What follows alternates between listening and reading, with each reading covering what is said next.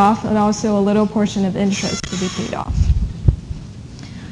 So if you have this in mind, then when it reaches May 1st, second year, 2014, what happens is, remember, we're paying a portion, $5,000, and we're also paying a whole year of interest, which would add up to $800 was from last year end, $400 is from this year's January, February, March, and April. Okay, so when it reaches next year, remember part of this long-term notes will be due at this point. $5,000 is due, listed here. And then together with this $5,000 will be a year of interest.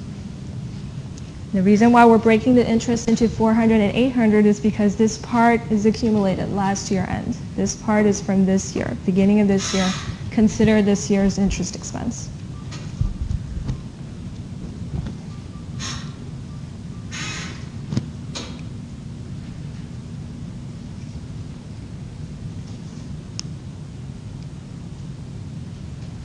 Okay, so this is an entry May 1st, 2014.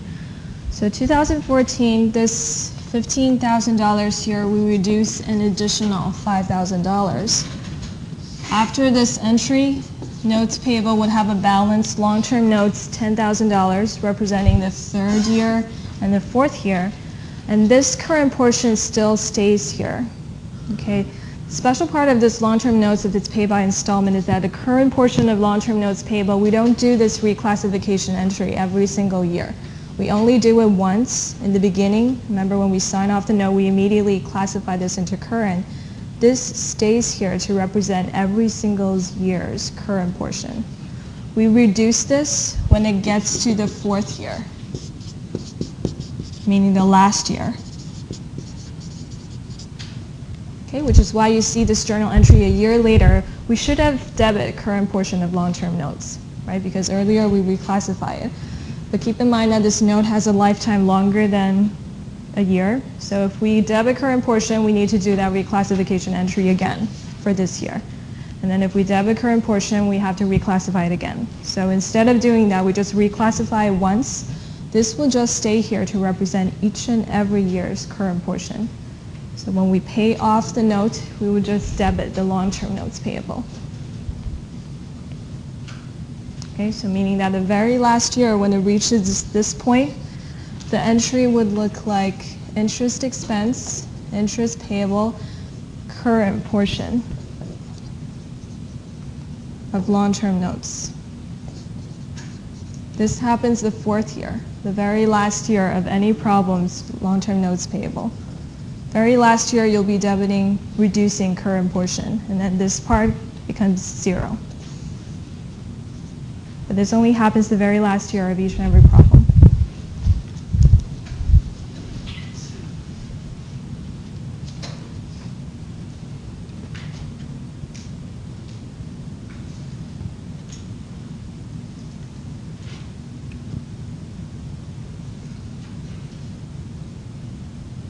Okay, so once again, for each and every long-term notes, this basically represents that your company is borrowing money from others or could be purchasing items from other companies, signing off a long-term notes payable, agreeing to pay principal amount plus interest later on. And instead of paying it all together at the end of the due date, sometimes some of the long-term notes are broken down by installments. So companies will be paying little portion of principal plus little portion of interest every single year.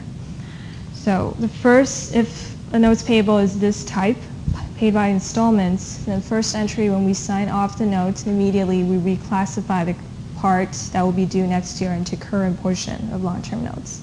So first, when the note is accepted, always there's two entries to this. A regular notes acception entry and a reclassification entry. Now when it reaches year end, we always do interest accrual. Okay, this part you have to have it in the back of your mind. Every time for notes, short-term notes, long-term notes, if it carries on to the following accounting period, when it reaches December 31st, we always do an interest accrual entry. Okay, now when it reaches the due date for the part of installments, a year later, 2014, this is what the entry would look like. Okay, you're paying off actually the part, $5,000, and you're paying a year of interest. Altogether, $6,200. Okay, $5,000 belongs to the installment principal amount. Interest to part is accrued last year. Part of the interest was accumulated this year.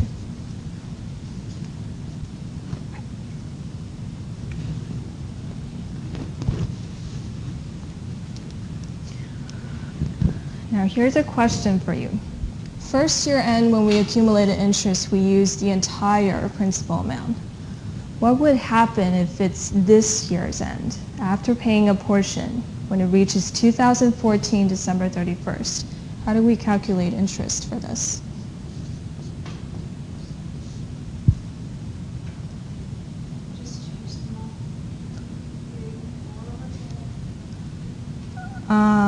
Well, if it's May 1st, we have this entry, so we will still calculate from May 1st all the way to December 31st. So it would actually still be 8 months if we count the months. But what about here? We paid off $5,000, which means earlier we borrowed $20,000.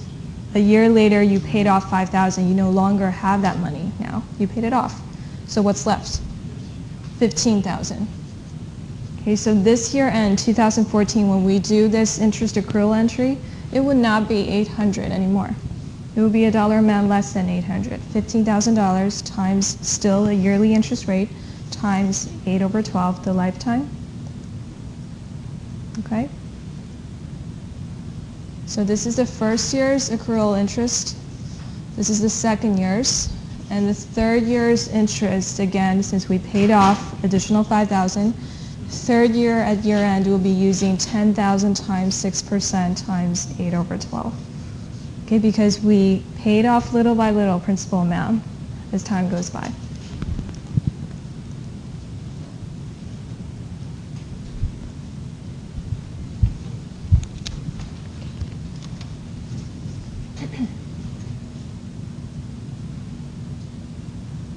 Okay, so besides this, everything else pretty much is the same. When it reaches year end, you do this interest accrual entry, just how you get the dollar amount. Keep in mind that we no longer owe $20,000 anymore because remember first year end we paid off $5,000.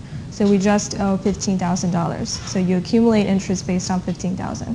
When it reaches third year end, you did another entry that looks like this.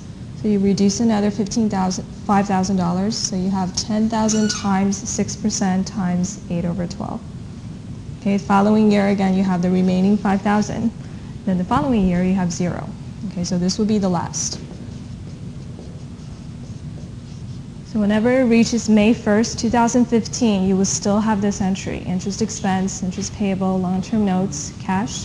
When it reaches the very last year, the only difference is that current portion, the part that we reclassified, will be debited in the very last year.